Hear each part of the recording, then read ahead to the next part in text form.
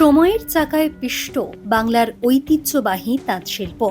শান্তিপুরের হবিবপুরের বহু তাঁতশিল্পী বর্তমানে দিশেহারা, কিন্তু হার মানতে রাজি নন শিল্পী বিজন বিশ্বাস।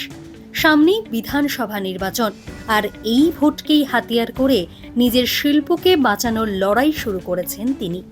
তাঁতের নিখুঁত বুননে ফুটিয়ে তুলেছেন বিজেপির প্রতীক পদ্মফুল এবং জয় শ্রীরাম লেখা।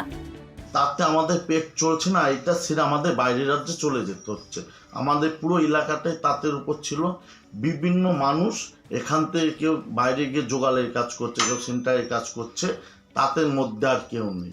আমার মা আছেন বয়স্ক মানুষ, এখন উনিও তাঁত বুনছেন।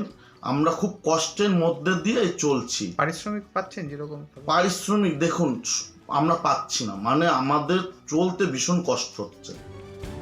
বিজনের আশা, নির্বাচনী মিছিলে এই শাড়ি পরে বিজেপি কর্মীরা নামলে বাড়বে গ্রহণযোগ্যতা, আর সেই সঙ্গে লাভের মুখ দেখবে বাংলার ধুঁকতে থাকা তাঁত শিল্প।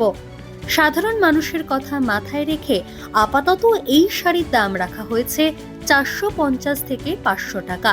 তবে আরও কম দামে এমন শাড়ি বানাতে চান বিজন বিশ্বাস। 450 প্লাসের মধ্যে রাখা যাবে, মানে একদম সাধ্যের মধ্যে। হ্যাঁ, সাধ্যের মধ্যে আছে। আমি একটা শাড়ি তৈরি করতে চলেছি, মোটামুটি 250 থেকে 260 থেকে 70-এর মধ্যে একটা শাড়ি আমি দিতে পারবো।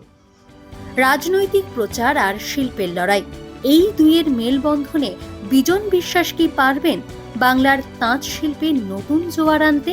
উত্তর দেবে সময়।